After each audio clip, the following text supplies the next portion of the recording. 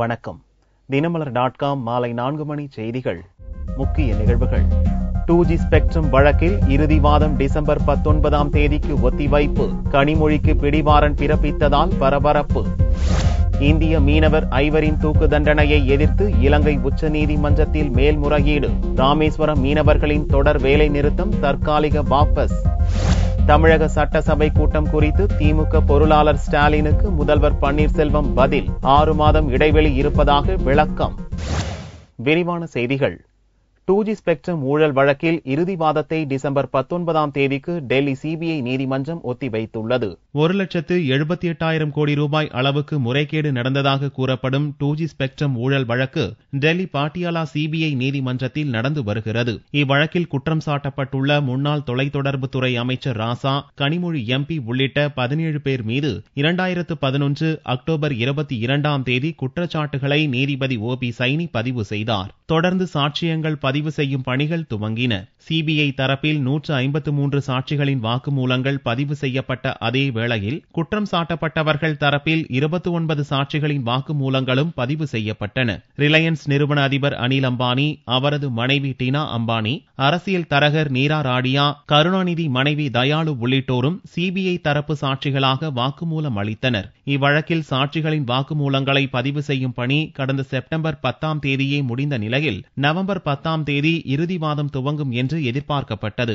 அதன்படி திங்களன்று காலை நீதிமன்றம் கூடியதும் இறுதி வாதத்தை துவங்குவதற்கு கூடுதல் கால அவகாசம் வேண்டுமென சிபிஐ மற்றும் குற்றம் சாட்டப்பட்டவர்களின் வக்கீல்கள் வலியுறுத்தினர். அதை ஏற்ற நீதிபதி OP சைனி வழக்கின் இறுதி வாதம் டிசம்பர் 19ஆம் தேதி துவங்கும் என்று அறிவித்தார். ராசா, கனிமொழி தவிர முன்னாள் தொலைத்தொடர்புத்துறை செயலர் சித்தார்த்த பெகுரா, ராசாவின் தனிச்செயலர் RK சந்தோலியா, ஸ்வான் அதிபர்கள் சாகித் பால்வா, வினோத் கோயங்கா, கலைஞர் டிவி நிர்வாக இயக்குனர் சரத்குமார், பட அதிபர் கரீம் மெரானி, ரிலையன்ஸ் நிறுவன அதிகாரிகள் என 14 தனிநபர்கள், கலைஞர் டிவி உட்பட 3 நிறுவனங்கள் மீது ஊழல் ஒழிப்பு சட்டம், இந்திய தண்டனை சட்டத்தின் பல்வேறு பிரிவுகளில் குற்றம் சாட்டப்பட்டுள்ளது. திங்களன்று நீதிமன்றத்தில் ஆஜராகாத கனிமொழி எம்பிக்கு ஜாமீனில் வெளிவர முடியாத பிடிவாரண்டை நீதிபதி சைனி பிறப்பித்தார். அதைத் தொடர்ந்து அவரது சார்பில் வக்கீல் ஆஜராகி கனிமொழி ஆஜராகாததன் காரணத்தை விளக்கி மன்னிப்பும் கோரினார். அதை ஏற்ற நீதிபதி பிடிவாரண்டை ரத்து செய்தார்.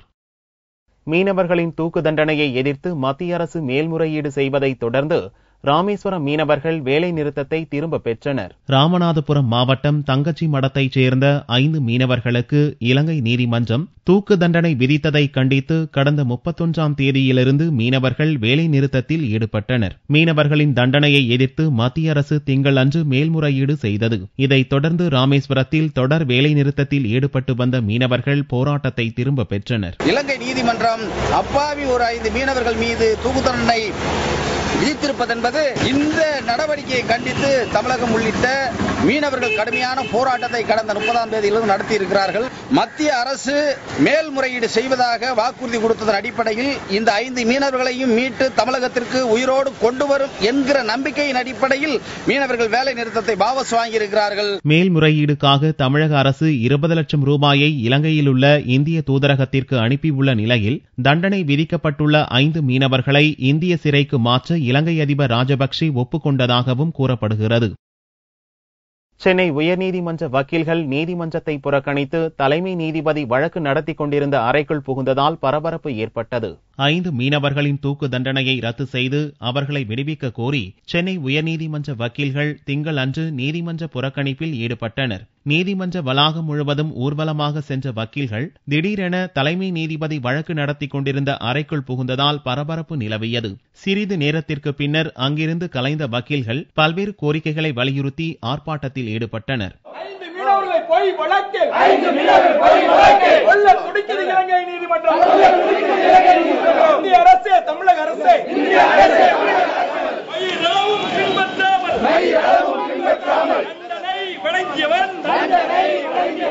சிங்கள பேரினவாத அரசுக்கு எதிராக இலங்கையில் 5 தமிழக மீனவர்களை சிறைப்பிடித்து அவர்கள் ஹெராயின் என்கிற போதைப் பொருளை வைத்திருந்ததாக குற்றம் சாட்டி மரண தண்டனை விதித்திருப்பது உலகம் முழுவதும் இருக்கக்கூடிய தமிழர்கள் மத்தியில் மிகப்பெரிய கொந்தளிப்பை ஏற்படுத்தியுள்ளது. மனித உரிமை ஆர்வலர்கள் இதற்கு எதிரான இந்த தீர்ப்புக்கு எதிராக தங்களுடைய கருத்தை பதிவு செய்திருக்கிறார்கள்.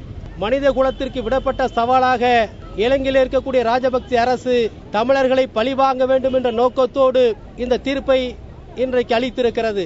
இதை கண்டித்து சென்னை உயர்நீதிமன்ற வழக்கறிஞர் மாமன்றம் இன்று நீதிமன்ற புறக்கணிப்பை நாங்கள் நடத்தியிருக்கிறோம். தங்கள் கோரிக்கை நிறைவேறாவிட்டால் தொடர்ந்து பல்வேறு போராட்டங்கள் நடத்தப்படும் என்று வக்கீல்கள் எச்சரித்தனர். 6 மாதங்களுக்குள் சட்டசபை கூட்டம் நடத்த வேண்டும் என்ற விதிமுறை இருப்பதாக தெரிவித்துள்ள முதல்வர் பன்னீர்செல்வம் திமுக பொருளாளர் ஸ்டாலினுக்கு கண்டனம் தெரிவித்துள்ளார். திமுக பொருளாளர் ஸ்டாலின் குளிர்கால கூட்டத்தொடர் துவக்கப்படவில்லை என்று குற்றம் சாட்டியதற்கு முதல்வர் பன்னீர்செல்வம் திங்களன்று பதில் அளித்துள்ளார். அவர் வெளியிட்ட அறிக்கையில் லோக்சபா தேர்தல் காரணமாக மானிய கோரிக்கை மீதான விவாதம் தேர்தலுக்கு பின்னர் எடுத்துக் கொள்ளப்பட்டு கடந்த கூட்டத்தொடர் ஆகஸ்ட் 12ஆம் தேதி முடிவடைந்தது என்று குறிப்பிட்டுள்ளார். இந்திய அரசியல் அமைப்பின்படி ஒரு கூட்டத்தொடரின் கடைசி அமர்வுக்கும் அடுத்த கூட்டத்தின் முதல் அமர்வுக்கும் இடையே உள்ள கால அளவு 6 மாதங்களுக்கு குறைவாக இருக்க வேண்டும் என்று சுட்டிக்காட்டியுள்ள முதல்வர் பன்னீர்செல்வம் சட்டசபை கூட்டத்தை எப்போது கூட்ட வேண்டும் என்பது எங்களுக்கு தெரியும் என்றும் இது தொடர்பாக ஸ்டாலின் அறிவுரை தேவையில்லை என்றும் தெரிவித்துள்ளார். வெளிநடப்பு, கூச்சல் குழப்பம் உள்ளிட்ட நாடகங்களை மீண்டும் அரங்கேற்ற ஸ்டாலின் துடிப்பதாகவும் தனது அறிக்கையிலாவது தலைவர் பெயர் இருக்கட்டும் என்று திமுக சட்டசபை தலைவர் ஸ்டாலின் அறிக்கை என்று உபதலைப்பிட்டு அறிக்கை வெளியிட்டதாக பன்னீர்செல்வம் சாடியுள்ளார். இலங்கையில் தூக்கு தண்டனை விதிக்கப்பட்டுள்ள 5 மீனவர்களுக்காக முன்னாள் முதல்வர் ஜெயலலிதா எடுத்த நடவடிக்கை, தற்போது வழக்கு செலவுக்கு தமிழக அரசு 20 லட்சம் ரூபாய் வழங்கியது உள்ளிட்டவற்றை பட்டியலிட்டுள்ள முதல்வர் பன்னீர்செல்வம் குழம்பி குட்டையில் மீன்பிடிக்க ஸ்டாலின் நினைக்க வேண்டாம், அது நிறைவேறாது என்று கண்டனம் தெரிவித்துள்ளார். சிவசேனாவுடனான பிரச்சினைகள் தானாக தீரும் என்று மத்திய தகவல் ஒலிபரப்புத்துறை அமைச்சராக பொறுப்பேற்ற அருண்ஜேட்லி தெரிவித்தார். மத்திய நிதியமைச்சர் அருண்ஜேட்லிக்கு அமைச்சரவை விரிவாக்கத்தின் போது கூடுதல் பொறுப்பாக தகவல் மற்றும் ஒலிபரப்புத்துறை வழங்கப்பட்டது. திங்களன்று தகவல் ஒலிபரப்புத்துறை அமைச்சராக பொறுப்பேற்ற அருண்ஜேட்லியிடம் பொறுப்புகளை முந்தைய அமைச்சர் பிரகாஷ் ஜாவ்டேகர் ஒப்படைத்தார். அப்போது சிவசேனா பாரதிய ஜனதா மோதல் குறித்து நிருபர்கள் கேள்வி எழுப்பிய போது பிரச்சினைக்கு தீர்வு காணப்படும், சில பிரச்சினைகள் தானாகவே தீரும் என்றார் ஜேட்லி. ஞாயிறன்று மத்திய அமைச்சரவை விரிவாக்கத்தின் போது சிவசேனா எம்பி அனில் தேசாய்க்கு கேபினெட் அமைச்சர் பதவி அளிக்க மறுத்த பாரதிய ஜனதா மேலிடம் இணையமைச்சர் பதவி அளிக்க முன்வந்தது. ஆனால் இதை ஏற்க மறுத்து பதவியேற்பு விழாவை சிவசேனா புறக்கணித்தது. அதே நேரம் சிவசேனாவில் விலகி பாரதிய ஜனதாவில் இணைந்த சுரேஷ் பிரபுவுக்கு கேபினெட் அந்தஸ்திலான ரயில்வே அமைச்சர் பொறுப்பு வழங்கப்பட்டது. இதனால் சிவசேனா மற்றும் பாரதிய ஜனதா இடையே மோதல் மேலும் வலுத்துள்ளது குறிப்பிடத்தக்கது. தெற்கு அந்தமான் கடல் பகுதியில் நிலை கொண்டிருக்கும் தாழ்வு பகுதி தமிழகத்தை நோக்கி நகர்வதால் மழைக்கு வாய்ப்பிருப்பதாக சென்னை வானிலை மையம் தெரிவித்துள்ளது. சென்னை வானிலை மைய இயக்குநர் ரமணன் திங்களன்று செய்தியாளர்களை சந்தித்தார். தெற்கு அந்தமான் கடல் பகுதியில் புதிய தாழ்வு நிலை உருவாகி அதே இடத்தில் திங்களன்று காலை தாழ்வு பகுதியாக மாறி நிலை கொண்டுள்ளது என்றும் இது தமிழகத்தை நோக்கி நகரும் என்று எதிர்பார்ப்பதாகவும் ரமணன் தெரிவித்தார். எனவே வரும் 24 மணி நேரத்தில் தமிழகம் மற்றும் புதுவையில் ஒரு சில இடங்களில் மழை பெய்ய வாய்ப்பிருப்பதாக ரமணன் கூறினார். ஆந்திரா மற்றும் அதை ஒட்டியுள்ள வங்கக்கடல் பகுதியில் நிலை கொண்டிருந்த அந்த தாழ்வு பகுதி மறைந்துவிட்டது. ஒரு மேலடுக்கு சுழற்சியாக அதே இடத்தில் நீடிக்கின்றது. கடந்த 24 மணி நேரத்திலே தமிழகம் மற்றும் புதுச்சேரியை பொறுத்தவரை ஓரிரு இடங்களில் மட்டும் மழை பெய்துள்ளது.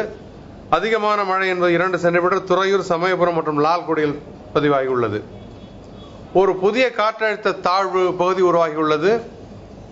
நேற்று தென்னாசிரம் கடற்கரை மற்றும் அதை ஒட்டியுள்ள தெற்கு அந்தமான் கடல் பகுதியில் நிலை கொண்டிருந்த ஒரு தாழ்வு நிலையானது ஒரு தாழ்வு பகுதியாக மாறி இன்று காலை 8:30 மணி அளவிலே தெற்கு அந்தமான் கடல் பகுதியில் நீடிக்கின்றது. இது தமிழகத்தை நோக்கி நகரும் என்று எதிர்பார்க்கப்படுகின்றது. வரும் 24 மணி நேரத்தை பொறுத்தவரை தமிழகம் மற்றும் புதுச்சேரியில் ஓரிரு இடங்களில் மட்டுமே நாம் மழை எதிர்பார்க்க முடியும். சென்னையை பொறுத்தவரையில் வானம் மேகமூட்டத்துடன் காணப்படும் என்றும் ரமணன் தெரிவித்தார். மணப்பாறை அருகே பழுதாகி நின்ற அரசு பேருந்து மீது மற்றொரு அரசு பேருந்து மோதி விபத்துக்குள்ளானதில் 2 பேர் உயிரிழந்தனர். திருச்சி மாவட்டம் மணப்பாறை அருகே வளநாடு கைகாட்டி என்ற இடத்தில் திருப்பத்தூர் சென்ற அரசு பேருந்து பழுதாகி சாலையோரம் நின்றது. ஓட்டுநர் திருமூர்த்தி கீழே இறங்கி பேருந்தின் டயரை கழற்றிக் கொண்டிருந்தார். அப்போது திருச்சியிலிருந்து திருச்செந்தூர் நோக்கி வந்த அரசு பேருந்து பழுதாகி நின்ற பேருந்தின் பின்புறம் பலமாக மோதி விபத்துக்குள்ளானது. இவ்விபத்தில் திருமூர்த்தி, பயணி மலைச்சாமி ஆகியோர் சம்பவ இடத்திலேயே உயிரிழந்தனர்.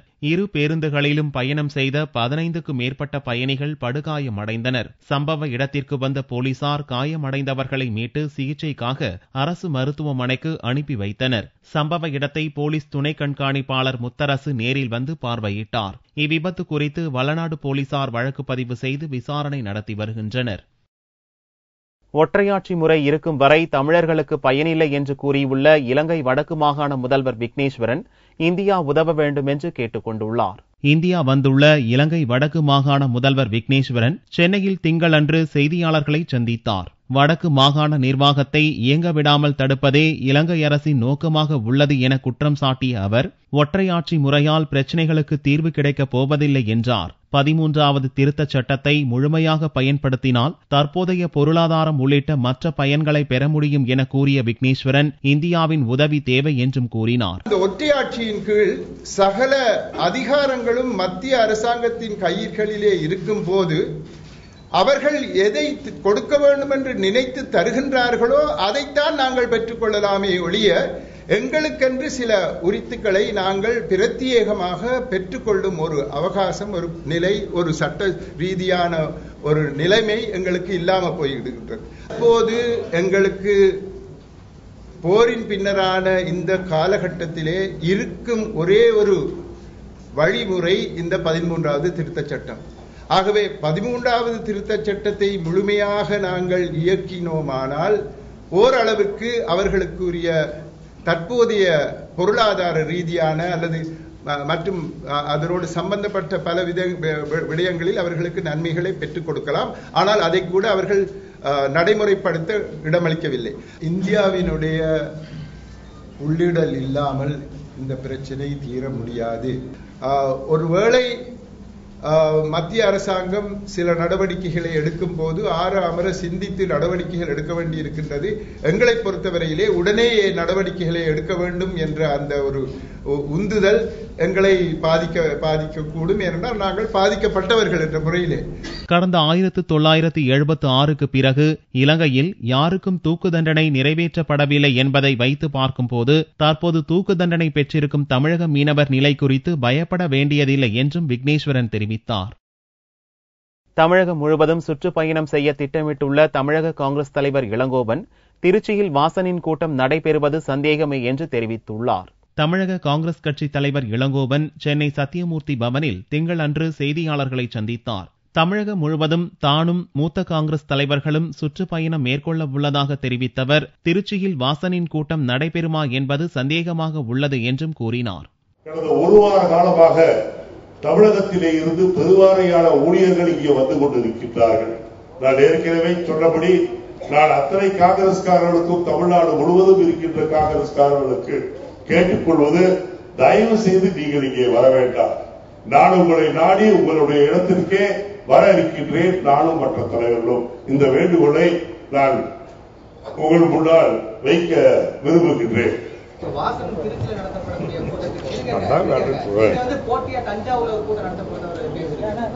இல்லையே, நாங்கள் அப்படி சொல்லவில்லையே. எனக்கு முதலில் திருச்சியில் அந்த கூட்டம் நடைபெறுவா என்பதிலேயே எனக்கு சந்தேகம். ஞாயிறன்று திமுக தலைவர் கருணாநிதியை சந்தித்ததில் அரசியல் உள்நோக்கம் கிடையாது என்றும் தொடர்ந்து வைகோ, கம்யூனிஸ்ட் கட்சியின் நல்லகண்ணு உள்ளிட்டோரையும் சந்திக்க உள்ளதாகவும் இளங்கோவன் தெரிவித்தார். தங்கத்தின் விலையில் திங்கட்கிழமையன்று ஒரு சவரனுக்கு 16 ரூபாய் குறைந்திருந்தது. ஒரு சவரன் தங்கம் 19,728 ரூபாய்க்கும் 1 கிராம் ஆபரண தங்கம் 2,466 ரூபாய்க்கும் விற்பனையானது.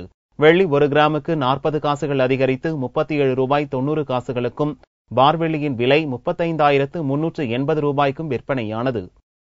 டெல்லியில் புகழ்பெற்ற ஜவஹர்லால் நேரு பல்கலைக்கழகத்தில் மாணவ மாணவிகள் இளைஞர்கள் ஒருவருக்கொருவர் முத்தமிட்டு முத்த போராட்டம் நடத்தினர். கேரளாவின் பப் ஒன்றில் அமர்ந்திருந்த இளஞ்சோடிகளை RSS அமைப்பைச் சேர்ந்தவர்கள் தாக்கியதை கண்டித்து கேரளாவில் உள்ள கொச்சியில் நவம்பர் 2ஆம் தேதி முத்த போராட்டம் நடத்தப்பட்டது. இந்த முத்த போராட்டம் தலைநகர் டெல்லியையும் எட்டி உள்ளது.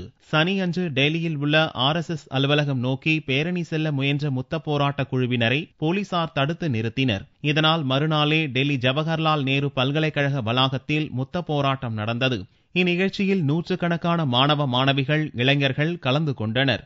ஆணும் பெண்ணும், ஆணும் ஆணும், பெண்ணும் பெண்ணும் என ஒருவருக்கொருவர் முத்தமிட்டு அன்பை பரிமாறிக்கொண்டனர்.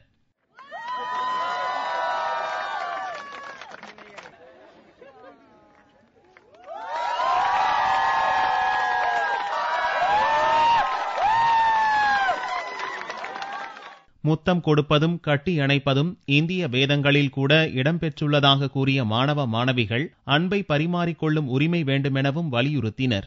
को ये बताया जाता है कि भारतीय संस्कृति के खिलाफ तुम लोग कुछ कर रहे हो, तो हमें पब्स में, पार्क्स में, स्ट्रीट्स में पीटा जाता है, तो उस सब के खिलाफ ये किस ऑफ लव प्रोटेस्ट है. मतलब किस is one form of it. जो हुआ था आपका कैफे में, कोची में एक छोटा सा कैफे था जहाँ पे लड़का लड़की हाथ पकड़ के बैठे, कॉफी पिया या किस किया, तो संगी गुंडी उधर जाके उनको मारा और उस कैफे को बंद कर दिया. तो सबको लगा कि ये गलत है, क्योंकि प्यार तो आप कभी भी कर सकते हो. तो वो लोग तो कुछ गलत नहीं कर रहे थे, हाथ पकड़ के बैठे थे. तो कुछ लोगों को लगा कि इसको लेके प्रोटेस्ट करना चाहिए, तो वो लोग केरला में शुरू किया और ये पूरा हैदराबाद, कलकत्ता, दिल्ली, मुंबई हर जगह पे ये हो रहा है धीरे धीरे. இதே போன்ற முத்தமிடும் நிகழ்வுகள் கொல்கத்தா, ஹைதராபாத், மும்பை நகரங்களிலும் நடத்தப்பட்டது குறிப்பிடத்தக்கது. மீண்டும் செய்திகள் இந்திய நேரப்படி இரவு 8 மணிக்கு. வணக்கம்.